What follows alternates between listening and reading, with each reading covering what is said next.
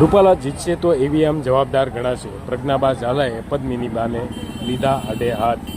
પદ્મિનીબા વાળાએ રૂપાલાને માફ કર્યાનું નિવેદન જાહેર કર્યું હતું તો સંકલન સમિતિએ આંદોલનને વિરામ આપવાની વાત કરી હતી, પરંતુ આ વિવાદ હજુ શમ્યો હોય તેવું દેખાઈ રહ્યું નથી.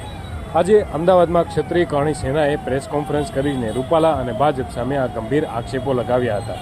ક્ષત્રિય કરણી સેનાના મહિલા અધ્યક્ષ ગીતાબા પરમારે એક મહત્વપૂર્ણ નિવેદન આપીને ખળભળાટ મચાવી દીધો હતો. ગીતાબા પરમારે જણાવ્યું હતું કે પદ્મિનીબા વાળા અવારનવાર લોકોમાં વિરોધ કરતા રહ્યા છે. તેમનું ગઈકાલેનું નિવેદન જે હતું, નારી શક્તિ રૂપાલાને માફ કરે છે. અમે નારી શક્તિમાં આવીએ છીએ અને અમે માફી આપતા નથી. જો રૂપાલા જીતશે તો રાજકોટ ખાતે અમે ધરણા કરીશું.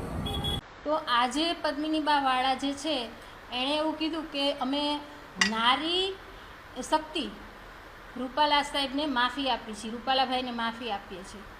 તો એટલે અમારે આ કોન્ફરન્સ કરવી પડી કે નારી શક્તિમાં અમે પણ આવી જઈએ છીએ. તો નારી શક્તિ, સમગ્ર નારી શક્તિ રૂપાલાભાઈને માફી નથી આપતી, એ કોઈ વ્યક્તિગત રીતે માફી આપેલી છે. તો અમારા તરફથી અમે રૂપાલા સાહેબને ક્યારેય માફ નથી કરવાના. જ્યારે રૂપાલાભાઈ ઘરે બેસી જશે રાજકારણમાંથી ત્યારે અમે એને માફ કરશું.